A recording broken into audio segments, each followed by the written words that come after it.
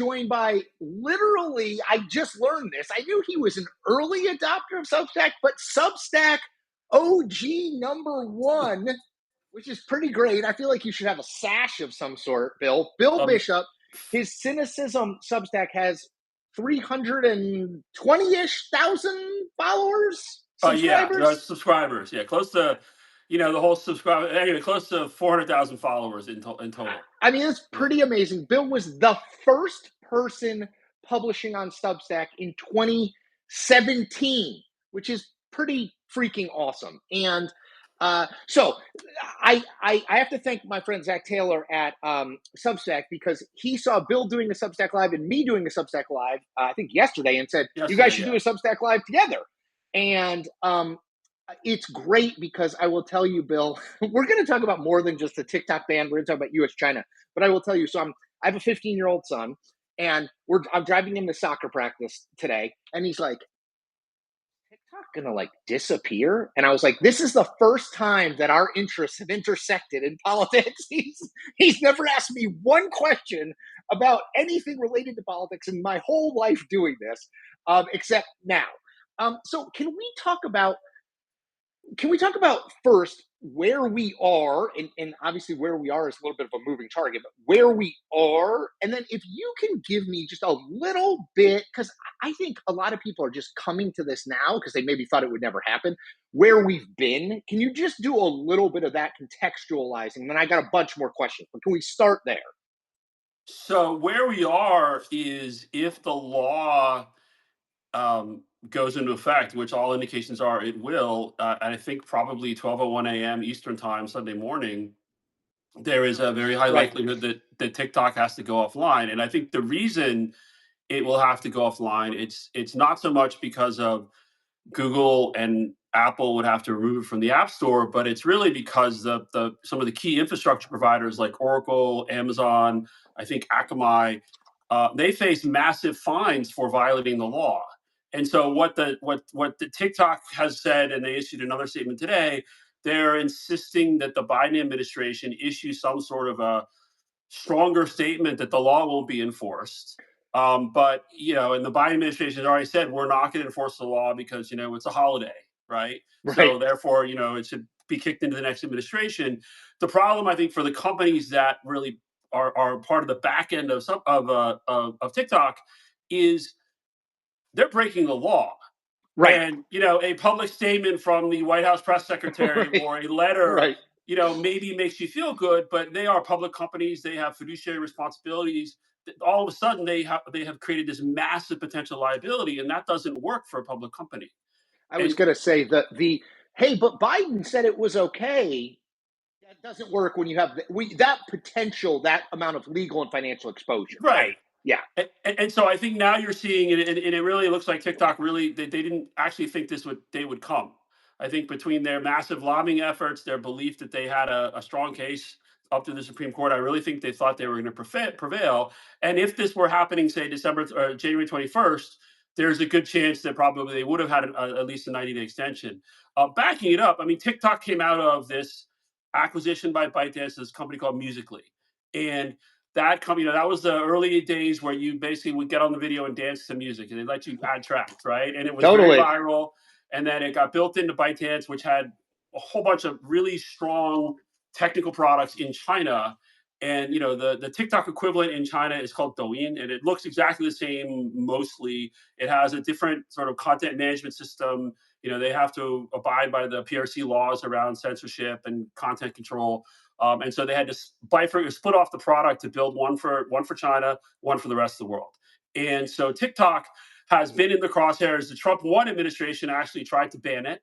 I That ban, remember when he said we should ban it. yeah, It he wasn't tried to that long ban that, ago. and then WeChat, which is this application from Tencent, and those were very poorly crafted executive orders. I think they used this IEPA. Anyway, they lost on appeal, so they were overturned in court. Other countries, India has banned TikTok, just banned it. 200 million users just woke up one day and it was gone. And TikTok did not have the legal process they've had here to really try and fight their way to the Supreme Court. And so into the Biden administration, I think TikTok at that point felt like they had made progress, that they had avoided these sort of the real risks. They have a very large, well-funded, arrogant, aggressive lobbying machine in DC, Mhm. and I think they really thought that they had their bases covered. And there had been an attempt a couple years ago to talk about doing something to ban TikTok in Congress, and the lobbies killed it. And then Mhm. what happened was former Representative Gallagher at the Select Committee, some other members of Congress, a very small group, some of their staffers, uh, staffers from the Biden National Security Council, staffers from the Department of Justice worked together to craft a bill, to craft a law that they believed would both address what they saw as the national security issues, but also withstand legal scrutiny. So they knew Mhm. it would be appealed to the Supreme Court. They wanted to draft it so it would be bulletproof. Yep. And ByteDance didn't know it, and they were shocked. And then actually, there was a campaign to name and shame all the ByteDance lobbyists, the TikTok lobbyists in DC that actually worked. And so there was a moment when it passed, and it was a massive bipartisan support. President Biden signed it, right? And it looked like, okay, this is a real thing. Yep. And now we're a day away from the law going into effect, or 2 days away, and you have the Democrats. Basically, they're like the dog who caught the car.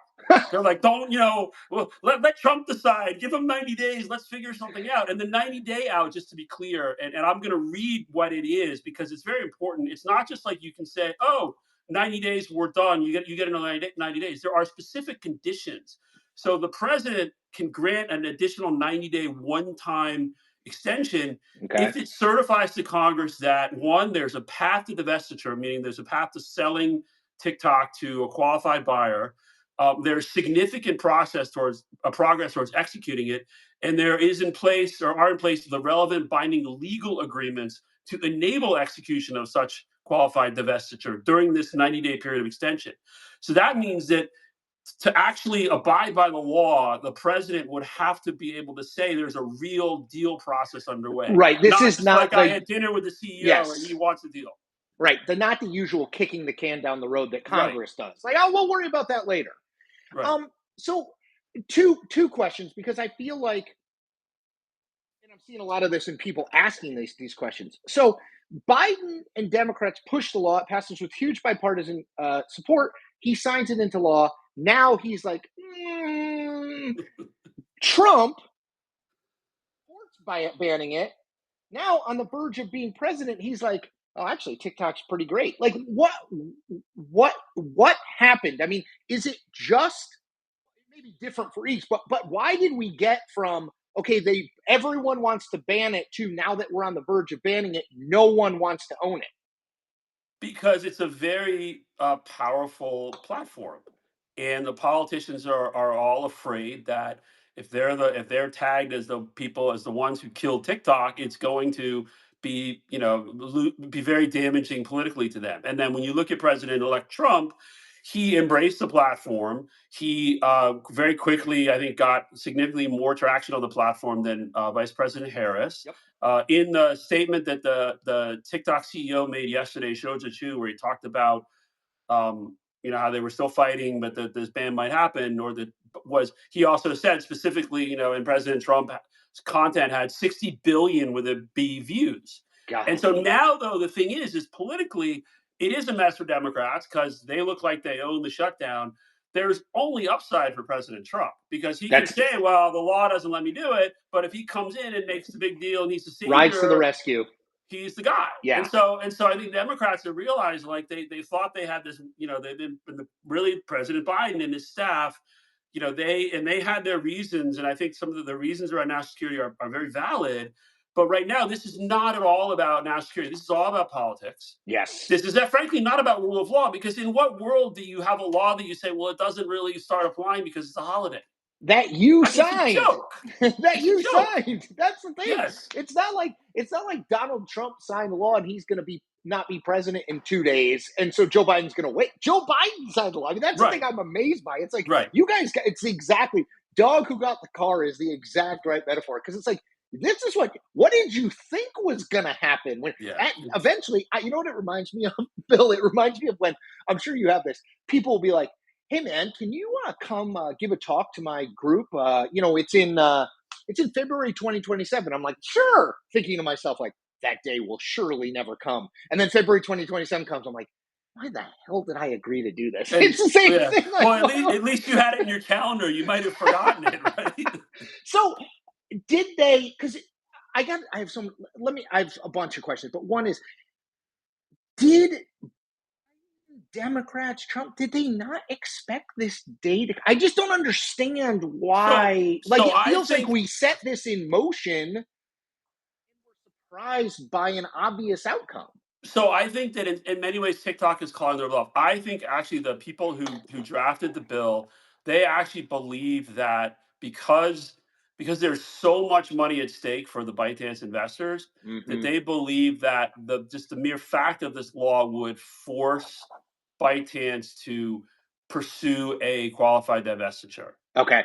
And I think what's been clear though throughout the whole process is not only has and some of the reporting recently has borne this out, is not only did ByteDance and TikTok um, not have any interest in pursuing the divestiture, they don't have a plan B. They Mm, really thought that between the legal route, the legal appeal, and the lobbying, that they would get it sorted in their favor. And I will say, look, it's been a pretty gross process the whole time. It's gotten a bit grosser. TikTok and ByteDance, they've had their days in court. The process, what's frustrating is in many ways this process has worked. The company has gone through the legislative process where they can lobby to their heart's content, and yep. they lost. Then they put it into the executive branch signed the law, right? The President Biden. Yep. And then the judiciary branch, they went through, they lost 3-0 at the DC Circuit Court of Appeals, a sort of an intellectually, ideological, diverse, politically diverse panel of 3 judges. They lost 9-0 at the Supreme Court. Same Yep. thing, Yep. right? They've had their chance. They've had their day in court. The process has worked. And now we're back to this like Banana Republic esque sort of politicized situation. And it's really gross. Was it? It seems like both sides were operating under this assumption, like, well, the other side will give. Like, it kind of Yeah. feels like a game of chicken, No, right? Like, I mean, I think that's exactly what it is. And okay. and now, and TikTok especially, I mean, their statements are getting particularly, I think you can sort of say they're aggressive or they're sounding very desperate.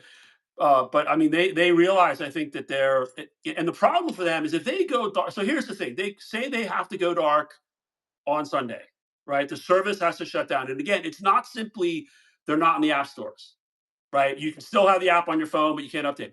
The real problem for them is the infrastructure providers who, if they have to shut off, the service doesn't work. And then the question is, can Trump on day one really come in with an executive order and say, they are, they get 90 days? Or is there going to be some drawn out process, either legal challenge or maybe even some people in Congress will say something? I mean, you'd be surprised given how the sort of the Republicans seem to defer to the president, but Tom Cotton at least Yep. has been pretty vocal Yes. that no, there is a law, and they don't have, once the law takes effect, there is the 90-day thing doesn't kick in, can't kick in, and it especially can't kick in unless the conditions are met.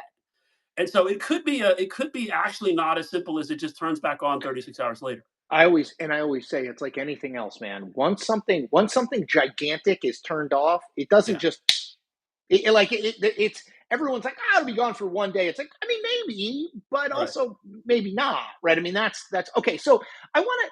Can I flip the spectrum, because I spend a lot of time, obviously, in the U.S. political sphere, and I even though it's confusing what politicians think of it, because as we've talked about, it changes. But here's what I don't know: what does China make of this? Any sense? Well, I mean, we look like a joke at this point in the process. I mean, there are a couple levels. The first is the whole process. I think from the PRC's government perspective, this whole process of passing the law to force this divestiture of TikTok or ban it, if to them, I think it proves their approach to managing the internet and their approach to keeping out foreign. Facebook's not in China. YouTube, they have a set of laws, and they always said, well, Yep. if you abide by our laws, you can be in here, but there's no way an American company can abide by those laws, right? So on one hand, it's say basically, look, they can say to not only their own population but globally, look, this sort of internet freedom BS from the US is exactly that. It's This is what BS, it gets you. right? Right, right, And we right. actually, our approach is correct. So on that level, I think it's quite validating. I think on the other side is really, there's all this talk about, well, why has TikTok been so unwilling to pursue the possibility of a qualified divestiture, right? Totally. That's And so absolutely. we talked about it earlier. We said, well, they didn't seem to have Plan B. They didn't seem to take it seriously. They seemed like they thought they could win on appeal and work their lobbying magic. Other folks will say, and we don't know the answer. Other folks will say, well, actually, it's just because they knew they couldn't sell because the leadership in China wouldn't allow them to sell. And there is no doubt that they will have to get approval from Beijing to pursue a transaction. Whether or not it involves the algorithm, it is not an independent company in the sense that they can just go sell this asset and not have to make sure that the regulators in Beijing are okay with it. That So is not a viable scenario. so let me I want that's really important for me who's trying to sort through the kind of spin of all this. How much, and I want to get this will lead me to you mentioned the national security concerns and your belief that they're legitimate. How much is this a company based in China, and how much is this a Chinese governmental run? Like, where does that line exist or not? I mean, or is it all kind of a piece if you are founding? Because you just said Beijing will have to say yay or nay, which leads me to believe that it's more a government owned thing. But maybe that's every company in China. Well, I mean, it's not. So ownership is a on a strict definitional level, it's not government owned. There is a from the sort of the core company in Beijing, the Chinese government has a golden share, and they've done that What with does that mean? several, basically meaning like they may have a tiny percentage, but they have the share that matters in terms of big decisions, Okay, right? got it. Yep. I mean, Reuters, I think I don't know if they still do. Reuters for a long time had a golden share to protect like editorial independence, et cetera, right? But so Hammer to squash everything else if you need right to. without Yeah, putting any money in, right? yeah, yeah, yeah. And Okay. and so the TikTok, it's funny because over this process of several years, I think it was in the first Trump administration. I may be getting my dates wrong. At one point, TikTok was claiming they were a Grand Cayman company, right? Because you set up a subsidiary in Grand Cayman, and they were just gaslighting, right? So now they're a Singaporean company. The CEO is based in Singapore. They say they're independent. The problem for them is there has been repeated reporting, and this is in the public domain, not anything that may be on the classified side, where actually ByteDance in Beijing, in China, has had significant input into parts of business. And so one of the things that really hurt TikTok's case just about 2 years ago, right before Christmas in 2022, I think, was that they fessed up that there had been some reporting in Forbes that was pretty damaging to the company. They fessed up that actually uh, folks at ByteDance in Beijing had accessed information, the TikTok account of the reporter in the US to track them and use the location data that they could Yep. get from the app Yep. to see who else they might be talking to. So Yep. basically, they did everything they said they couldn't do, right? Yeah. And so, it's an independent app. The Chinese side can't touch it. And it all turned out to be all these different pieces, all these things they said about like the lack of access from the Chinese side, the ByteDance employees, the ByteDance engineers. It doesn't withstand scrutiny. What's interesting, right, is back to the politics.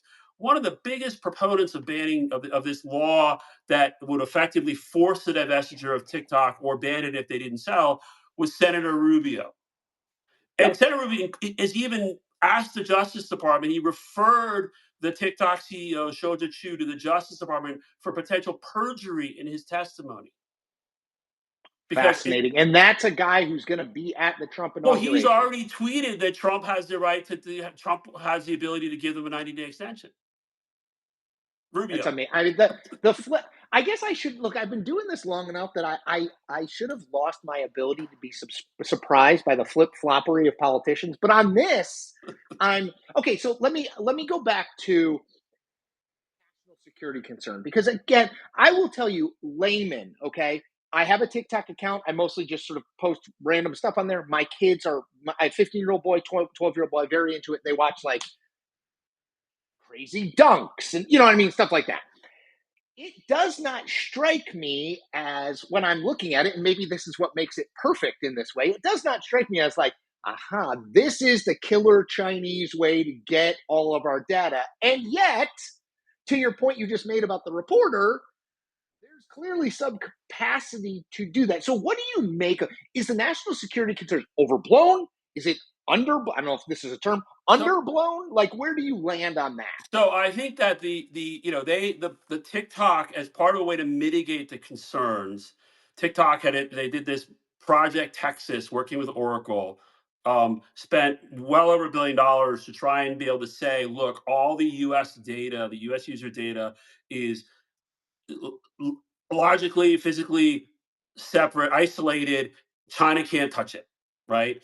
The national security, the intelligence agencies, Department of Justice, as part of the process to they were trying to negotiate a deal, and they went actually spent a lot of time and got, I think, reasonably far along the process with the U.S. government, but then the U.S. government said it's not enough. And why they said they've not enough, they say there are things that they're a problem, like they have not disclosed that intelligence. And so, for Okay. example, in the oral arguments last week at the Supreme Court, I forget which justice sort of made the point that it is a little strange that there's this classified data, there's classified evidence or testimony that the government can see, the justices can see, but TikTok can't. Yeah. And so we don't know what that is. So that is one piece. Okay. The other piece, though, really is the algorithm and how that algorithm I'm could. taking notes. Sorry. Okay, Go ahead. how that algorithm could potentially be manipulated in ways that a foreign power, in this case, an adversarial foreign power, is going back to the name of the act, could tweak the algorithm to, for example, get people to decide they like a particular candidate or a particular theme. And Yep. so a couple of things there is there have been documented cases of certain types of searches that are censored in China, that are sensitive words or sensitive concepts, like around Tiananmen Square, or the Houston Rockets general manager who said something about Hong Yes. Kong, where Yes. they were basically they were sort of downranked, or they weren't really available even Right. on TikTok. Yes. And then they got Yes. caught, and they said, oh, like misunderstanding or something. And then, but also, I mean, let's just be honest. Look at you want to talk about algorithm manipulation? Look at X, right? So and look at Facebook. Algorithm manipulation happens. The question then is, it's not good that TikTok, or that Facebook or X does it, but so and knowing that it can happen, is it really a good idea to have that in the potential hands, or Yes. under the influence of a country that the U.S. government has, and Congress has defined as a foreign adversary, right? So I think that's a very legitimate concern. Okay. The other thing too, though, is that I don't think we should underestimate that one of the things that did really um, sort of increase momentum in Congress for the law that may result in the ban, was how information about Gaza was being presented and flowing on TikTok, and that really, I think, got a lot of people in Congress upset, and sort of made them focus on it. And so ultimately, it just goes back to, I mean, what the U.S. government is saying is like a entity or a group of investors who are not part of a foreign adversary, they can control this if if Beijing would allow ByteDance, TikTok to sell the algorithm as part of the divestiture, they could um, they're fine with someone else having the algorithm. Maybe even Right. Elon Musk or Jeff Right. Bezos, right? Right. Or Right. That Walmart, right? that tweaking the algorithm isn't the problem. It's who's doing the tweaking, is I what think they that's would a good say. way to Is put that, it, right? yeah. It's Okay. I mean, and it is. Look, the algorithm is incredibly powerful, and so, I mean, one of the things that really, and this my comment earlier about sort of the TikTok lobbying operation, one of the other things that really hurt those guys during the process, when when this bill was announced and they were lobbying against it, one of the things that really hurt them was the day when they made a pop up to everybody who opened TikTok saying, "Call your congressperson." Yes. And so, they got I thousands and remember it. thousands of calls. So basically, you know, okay, you're saying that, well, one day maybe you have something that pop up and says, oh, vote for Donald Trump or vote for Exactly. Joe You're Biden, or, proving the point of the they're people who are proving opposed the to it. point. It Yes. was one of the most boneheaded things these guys Yep. have done. Yep. All right. So if, for folks to know, I am Chris Liz. I write the So What newsletter. Bill Bishop writes Cynicism. He was the first man or woman, Dinosaur. human, Dinosaur. writing on Substack back in 2017. Invaluable. I mean, always invaluable. But and we're going to get to this in the second half of this chat uh, about sort of U.S.-China relations more broadly under Trump. So I would say always important, but even more important now to read Bill. Bill, let's put a. So we've done where we've been, where we are, obviously where we're going. Okay, uh, two things. One, do you think if I'm up late, it's 12:45 a.m. on the East Coast, and I go to TikTok, what do I find? How long, if it's out, how long do you think it's out, and how does this resolve itself? I will note for people who are not following the news incredibly closely. Donald Trump gave an interview to Kristen Welker, the host of Meet the Press, earlier today, Mhm. a phone interview, which is his favorite kind of interview, and he basically said like, I may do 90 days, meaning a 90-day extension, and that he might announce it on Monday. Again, it's Donald Trump, but Bill made the point that there are conditions that need to be met. You can't just do it. But so Bill, what happens at 12:30 a.m. on the East Coast today? Where do we go from there? Do you think? I understand we don't know, and this is extremely So, fluid.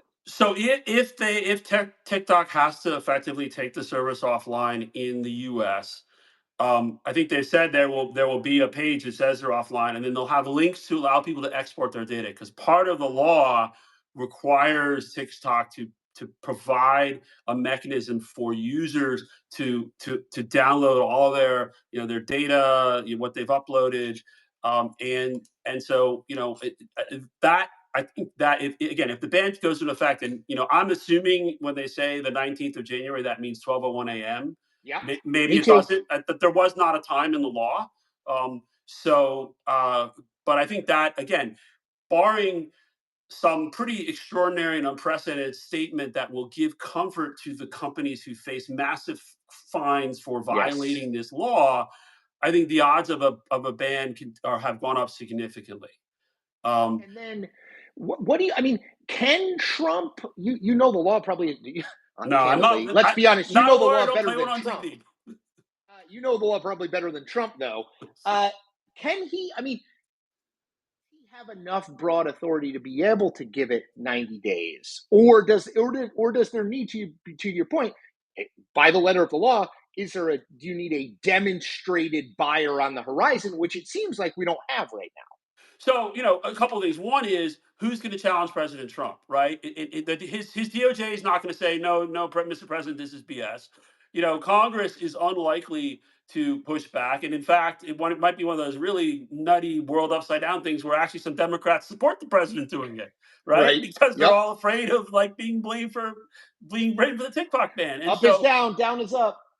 yeah, right. And so but the thing is, and then the question is whether or not any outside parties can actually sue, right? As if there's somebody or some group that can mount a case and say, well, wait a minute, this is the law is this, and they haven't met these conditions, so therefore this executive order, or whatever it is invalid, and that's possible.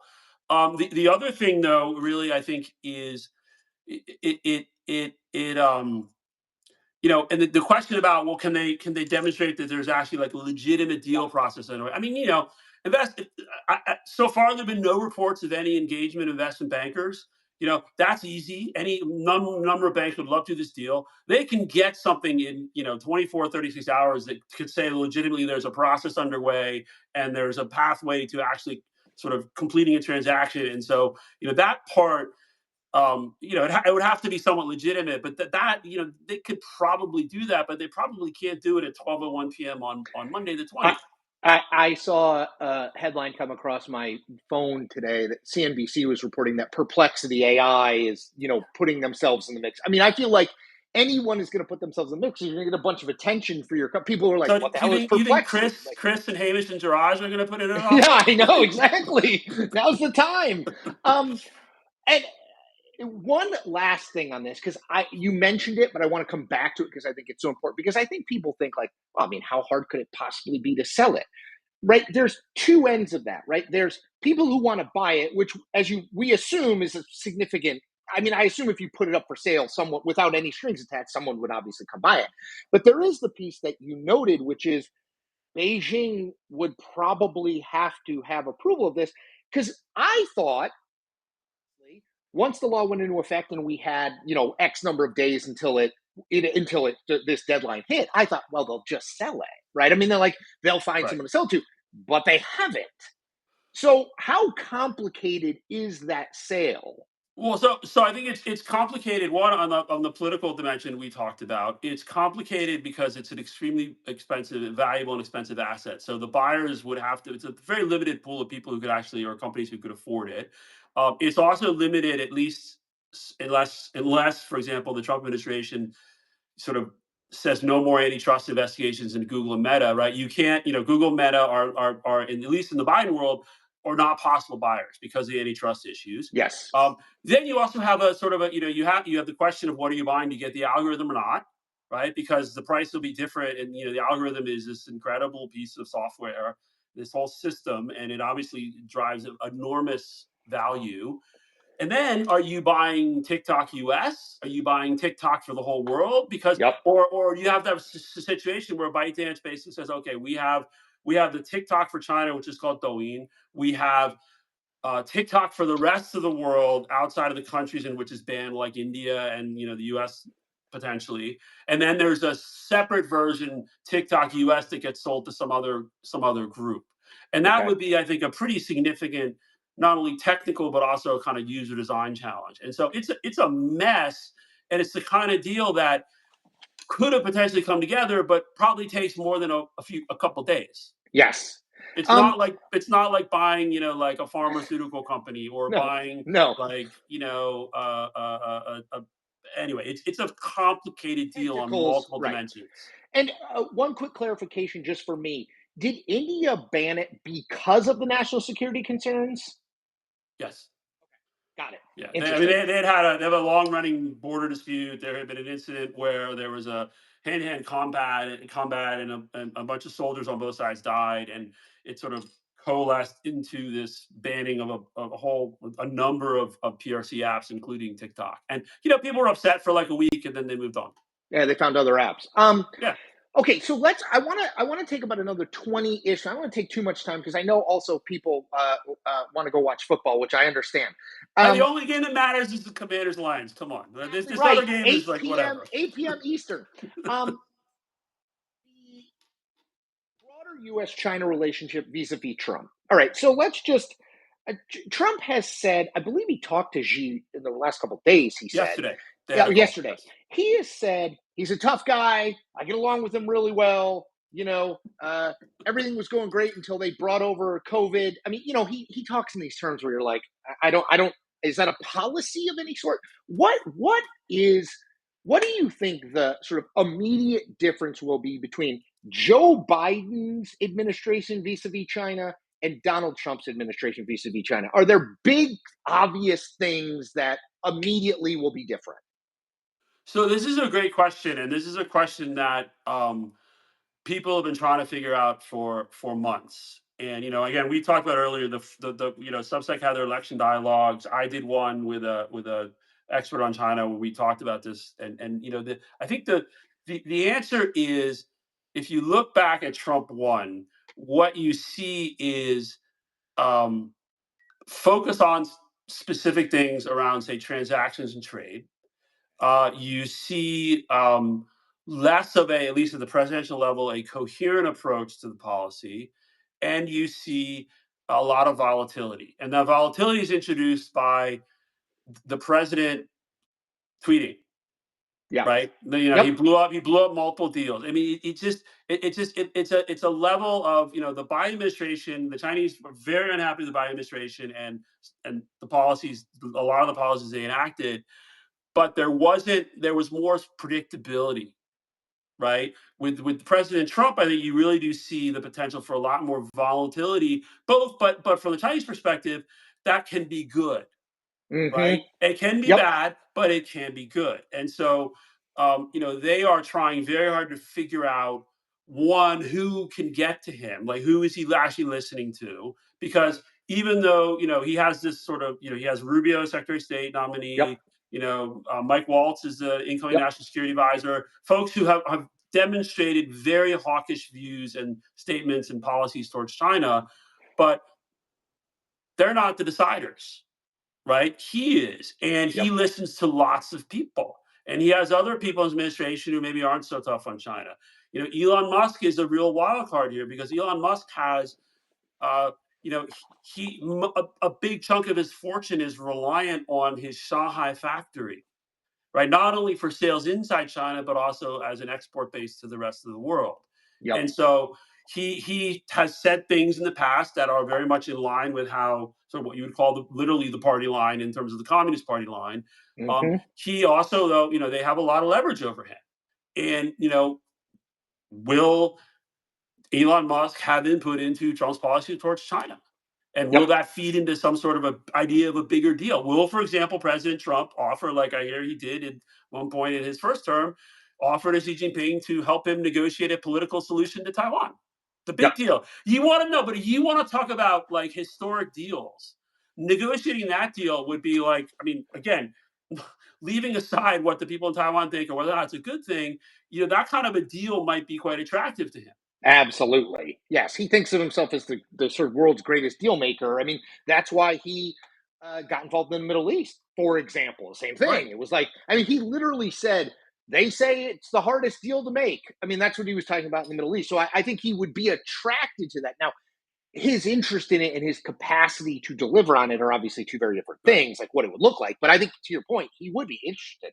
But you look back at Trump on him, he did some things that really pissed the Chinese off. I mean, the trade negotiations, the tariffs were problematic for the Chinese. And to be honest, the Chinese, they ultimately though they cut this great deal, this phase one deal. They made it phase one because the Chinese would only agree to basically buy stuff, and then the Right. Chinese didn't even live up to it, right? So, for Right. example, in the Treasury Secretary nominee's testimony earlier this week, Scott Bessent, he talked about how the Chinese hadn't lived up to the deal, and there might even be an ask for a catch-up provision. So basically, have the Chinese buy a whole bunch of stuff to catch up with what they were Yeah. supposed to buy. Yeah. Not Make going to good. happen, Right. right? But interesting that maybe is part of the thinking that's in the incoming administration. I do think that the tariff he will put on some pretty significant tariffs on China. It is problematic for their economy.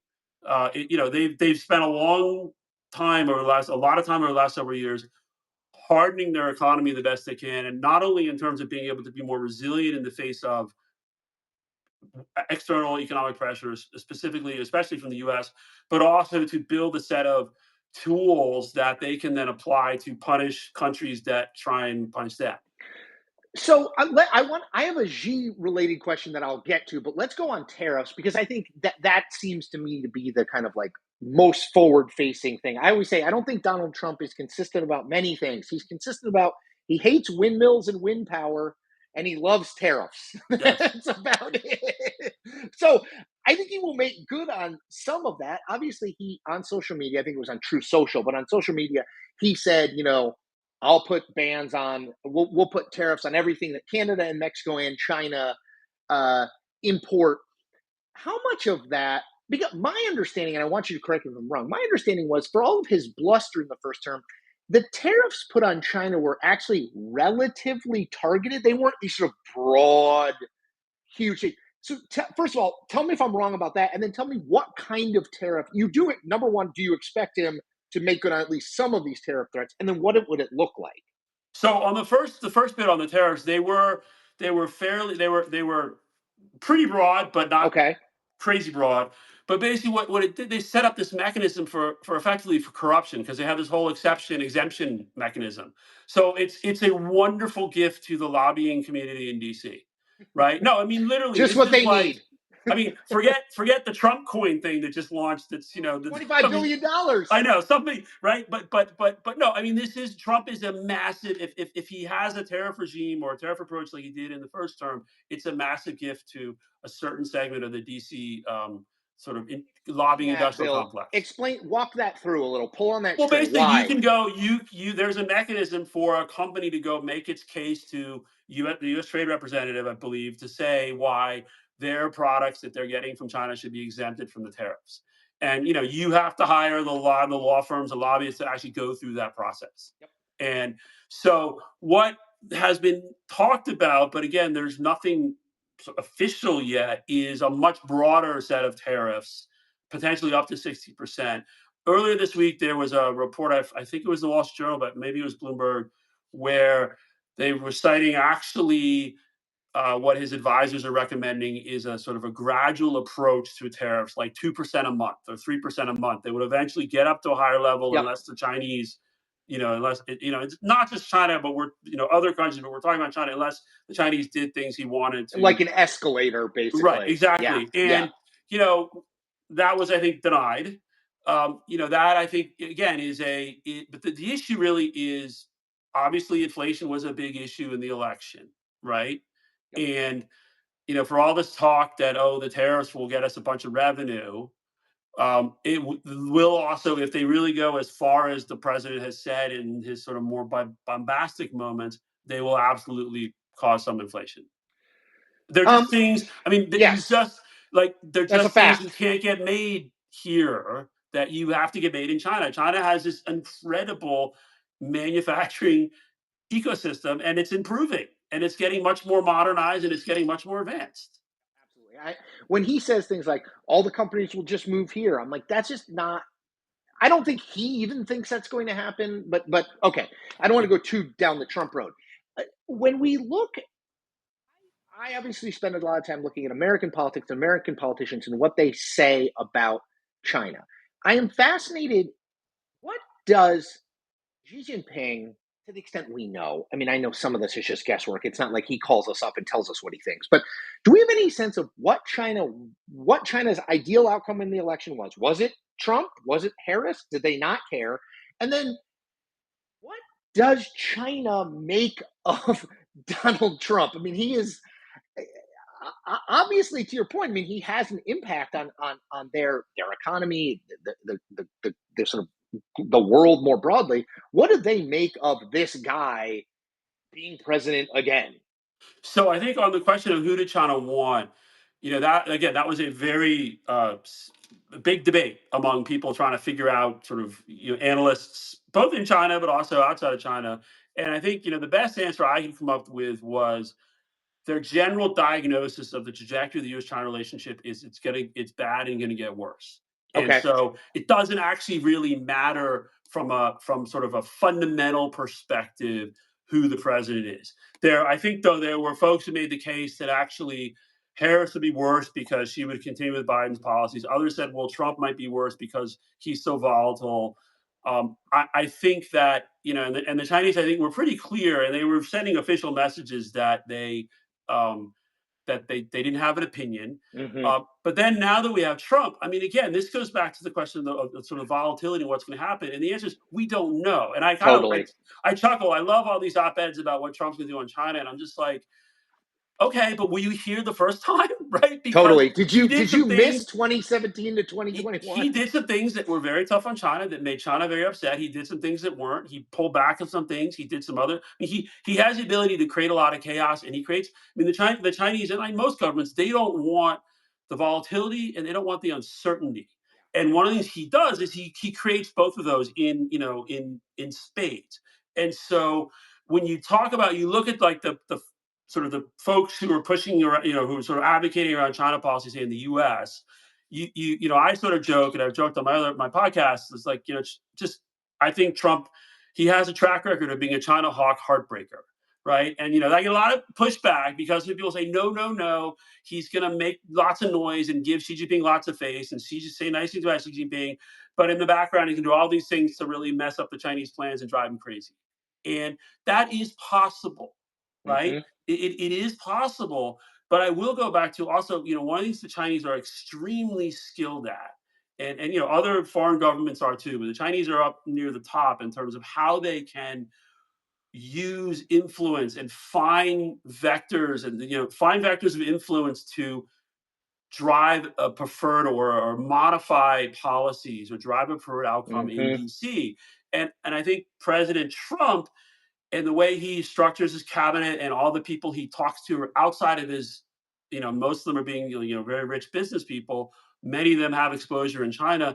He creates a significantly a very large surface area for that kind of influence. Absolutely. Yeah. I mean, the one thing I always say to people is like, they're like, Trump, he never works. I'm like, honestly, like, we can debate whether it's work or not, but he is calling people and kind of, hey, what do you think about this? Yeah, Now, it's to your point, it's a very broad palette of people. It's like, I don't think he's only calling Mike Waltz and right. Marco Rubio And to decide his China policy. and one of these will be interesting. We talked about Musk a little earlier, where Musk, from the sort of the Silicon Valley billionaire class, sort of tech bro, whatever. I hate that term, but I know some people use it. Is Musk is more on the sort of, we have to, nicer to China spectrum.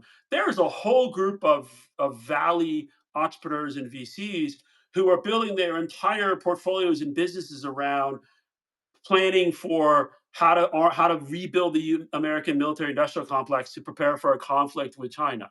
Yep. So there are lots of cross currents Yep. in this whole debate, and that's why, ultimately, he I think there's been plenty of reporting that President Trump likes this. He wants to be the arbiter of these, discordant voices and these disputes Absolutely. internally, and then he's the guy who steps up and makes his case. And then the question is, and it's certainly, the tracker does not look like he was working off of some grand strategy document. No. And I always remind people like Donald Trump was the executive producer and the star of The Apprentice. And so what he did was build a show that is exactly what you're talking about. He's got people, with him who are offering their various opinions. And then he comes in and he says, all right, enough. Yeah. You're fired. That's like, that was his ideal setup. You know what I mean? Like, that's Yes. who he is. It's such a window into who he is. And it's exactly what you're talking about. All right. So you mentioned this and I want to dig a little more in it. How proactive has China been in terms of their own internal economy and other changes they've made at the prospect of Trump and tariffs? You said they've worked to sort of harden their economy. Like, how much are they waiting to see what happens on January 20th? And how much have they already sort of, you know, ways to protect themselves? So they've done a lot. It's on the one hand. So again, this is one of those debates. But on the one hand, China's economy is struggling right now. There's no question that they're in a bit of a downturn. On the other hand, they have done a lot. They've learned a lot of lessons, both from Trump one, and then also from all the sanctions that were put in place on Russia after the invasion of Ukraine. And so they've done a whole series of things to try and harden their economy, build more resistance, diversify their export markets. But then again, as I said earlier, also build up a toolbox that allows them to, they can now counter sanction Americans. They can, Right. Yeah. Senator Rubio is under sanctions. Not that it matters, right? But they can penalize companies. They can investigate. They're potentially investigating Intel. I mean, they're learning from what we do, Yep. and then at the same time, the other thing that's interesting, right, is at the same time they're pursuing this policy called dual circulation, which is about building up the domestic economy, but also increasing the international, like connectivity with the rest of the world for trade.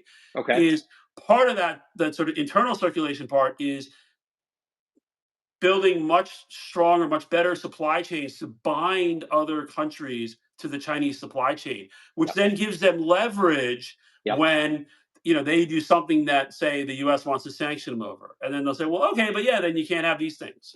Yep. And Absolutely. Yeah. and They're and not they dumb. Right, and their system, they don't have, Xi Jinping is the unquestioned leader, but it is a complex, large system, and there are lots of different voices in the system and lots of interests that have to be worked through. But their system is able to focus on goals much more effectively than where we are, right? And so when they said, in the first trade war, they said we're going to have to figure out how, identify every place where we're at risk of decoupling, figure out all the ways that we can deal with potential U.S. sanctions. They can mobilize their system to focus on that much more so than we can. It's a different political system. That's how that works. And that, I'm not saying it's better. It's just the fact. No, absolutely. I always the funny slash uh, uh, frightening thing I always remember Trump saying, to your point about the differing systems, is I remember he said, he was telling like American reporters, he said something, I'm paraphrasing, but he said, I mean, when Xi Jinping comes in the room, all the reporters stand up and clap. I was like, well, yeah, I mean, there's sort of a reason for that. Like, it's not just, they don't So just like love you mean him. the White Like, House press corps doesn't do that when he walks right. into the briefing room? Not, I mean, they stand up, but they don't clap. Yeah. Anyway. Okay. So let's end on, I want to circle back, to TikTok. Um, I didn't ask you this, and I was kicking myself, and I want to end on this. Surprised we are where we are. It is January 18th. TikTok ban, in theory, goes into effect. It's almost 6 o'clock on the East Coast. Yeah, In 6 6 hours, we hours. think. Yeah. Are you surprised it got to this point? And then I've got one more for you, and then we'll end. You know, am I surprised that the law was passed, or are we surprised? Are you surprised the law was passed, that a divestiture has not happened, that there's been nothing to try to curtail or change the law? Like, are you surprised that we're here in this moment? So I'm on the record. I did a podcast with Ben Thompson for Techry back in November of 2022, where we talked about TikTok, and we were very clear that it'll never happen because they're so dialed in with their lobbyists, right? So yes, we're very surprised that the Representative Gallagher and his like sort of group that he organized was able to pull this off. Um, I'm less surprised that TikTok didn't actually pursue a divestiture at this point, because I think that the complexities we talked about, both from a technical and a user perspective, but really ultimately from a political perspective, made that I think a much less likely outcome unless they really were at the point where there was no choice. Right, back against the wall is the only way that Yeah, would have and happened. even then, it may just be like, you know, um, China's just like no, and then in some ways, again, it proves their point about the U.S. being a hypocrite about internet freedom and all this stuff, right? I mean, so in some Absolutely, ways, I shutting it find that out down of everything actually. you've said, that's one of the most fascinating things. Is like China sees this as proof that their approach to internet censorship is actually is actually correct. Or validated Right, validated. Right. by the other big internet power who argues for something different, right? Even and again, that's but I think also one of the questions too, back a little bit, not quite answer your question, but I think though the other thing, this really messy, gross process, especially over the last week, where you have the Democratic sitting president saying I'm not going to enforce the law. You have Senator Schumer, and other a couple like Senator Markey, like trying to Markey wanted like a bill to extend it. You know, you look at Xi Jinping and what he says publicly, what he writes, what's published about him. It's really clear he sees China in a systems competition with the U.S. and that it Okay. is a long term challenge, a long term problem, and it's going to be a very difficult competition. Okay. And here we are. We talked a big game about all this competition, and you have people on the Hill saying like this is existential, and yet the politicians crumble over an app. And I mean, when you say systems, you mean sort of governmental, like the big 50,000, maybe bigger than 50,000 foot, sort of the system that China is run by versus the system that the well, U.S. is not run only by. that, but the now since 2022, especially after their most recent party Congress, they've really pushed on saying Chinese modernization. And Okay. one of the things that she talks about repeatedly is Chinese modernization is not Western modernization, and then Okay. has repeatedly listed out all the problems with Western modernization and why they have a better approach to modernization. That while they're not going to tell other countries to do, specifically the global South, what to do, they are a model potentially for these other countries because Yep. they have figured out problems that the West has failed many countries over. I think that's right, and we are at some level proving their point with. I love. I wrote down. This is my favorite quote. It's a mess. Bill Bishop on the current state of TikTok in the United States. I'm glad I'm so It's a, articulate, right? You think, it's a technical term. yes, exactly. But I do think, I mean, that's the thing. The thing I would, and I want you to correct, I've mostly been listening because I want you to correct me if I'm wrong, but my sort of synthesis of this is the people who assume like, this will all get worked out. It's not gonna be a big deal. It's actually not as easy to just kind of flip a switch and either sell it or like it's not. There's a reason it's gotten to this point. That's what it seems like, Okay. right? I mean, that I think is, and I think that's why you see when you look at the statements from the TikTok. I mean, they seem like. I mean, there's an article just now that came out from the Information talking about how the TikTok is now thinking about creating a website to handle returns for TikTok Shop and how to deal with, because if it's gone, what are you going to do? How are they going to, if you can't talk to the person you bought whatever thing you bought from Yep. them, what do you do? Right. So again, these are things that normally like you would have planned for as a contingency, but it really looks like the TikTok guys, they really just, this was not, there was no plan B. It's just amazing. It is amazing. No, It's amazing. it's It's like a gigantic money making yes. machine. And to be like, I mean, it reminds me. It's my favorite scene in The Simpsons when Homer goes to college. He goes back to college, and he's like, they're like, "Didn't you study for the test?" And he's like, "No, I'm just going to hide under a pile of coats until the exam's over and hope things turn out." It's like, dude, that's not a strategy. You know what I mean? Like, you can't just. That's not like a thing. It's amazing to me that's kind of Right, but where we The are. Simpsons, if it were really The Simpsons, that but they would have said, "Oh, and you, by the way, I've got my buddies over there in the principal's office. Like, he's giving him like a box full of gold bars, so it'll It's work so out, true. right?" It's just so crazy. It's always amazing to me that like you think, and this is definitely true of American politics. You always think that it's the West Wing, but it's almost always Veep. Like that's the, and I feel like that's kind of like what we're talking about here. It's like you think like, well, surely they have all these lobbyists and all these strategies. There's so much money. Like, surely they've got like 90 different ways. And it's like, actually, they might not. Right. No, I You think I know, think I think that's. I mean, it was the New York Times. I think had an article yesterday or today about sort of how they were blindsided. And they even, I mean, again, it's just but I mean, it's a tragedy. In the ideal world, this app would be fine, we yeah, wouldn't care, yeah, right? People could be on here, and the problem is we don't live in the ideal world, and it happens to be under the effective, you know when they want to control it, they can control it, correct. a foreign adversary government, right? That's And right. so the whole situation, it's a mess, but it is also tragic. Right. I mean, it's just. I guess I know I shouldn't be, but I'm surprised. I'm stunned is the right word that it's gotten to this point. Like I just always assume like something that has. It's like you and Ben Thompson. It's just, I would have said the exact same thing, which is like, well, I mean, there's so much money involved in it. Like they're gonna figure it out. People, politicians don't like taking away things from people Yeah. that people like. That's Yeah. usually not in the job description. You know.